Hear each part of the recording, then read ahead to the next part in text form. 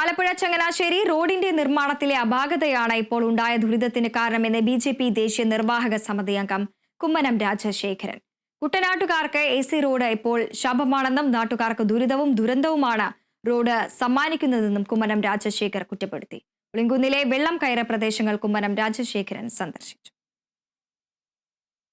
800 കോടിയിൽ പരം രൂപ ചെലവഴിച്ച് ചങ്ങനാശ്ശേരി ആലപ്പുഴ റോഡ് പണി പൂർത്തിയാക്കിയെന്ന് പറയുന്നു ഇനിയും പണിയാണ് ഉണ്ടെന്ന്. എന്തായിരുന്നാലും അന്ന് പണിയുമ്പോൾ ജനങ്ങൾക്ക് കൊടുത്തൊരു വാഗ്ദാനമുണ്ട്. വെള്ളപ്പൊക്കക്കാലത്ത് ഈ AC റോഡ് ഈ നാട്ടിൽ ജനങ്ങൾക്ക് ഒരു അനുഗ്രഹമായിരിക്കും. എല്ലാ വിധത്തിലും ശരണം നൽകുന്ന, അഭയം തേടാൻ കഴിയുന്ന ഒരു റോഡായി ഈ പാലങ്ങളും എല്ലാം മാറും എന്ന് അന്ന് മന്ത്രി പറഞ്ഞതാണ്. പക്ഷേ അനുഭവം എന്താണ്?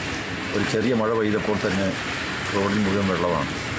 അപ്പോൾ ഇതൊക്കെ ചൂണ്ടിക്കാണിക്കുന്നത് ഈ കുട്ടനാടിൻ്റെ സ്ഥിതിഗതികൾ വസ്തുതാപരമായി യാഥാർത്ഥ്യബോധത്തോടു കൂടി കണ്ട് ശാസ്ത്രീയമായ ഒരു ആസൂത്രണം ഇല്ലാത്തതുകൊണ്ട് സംഭവിക്കുന്നതാണ്.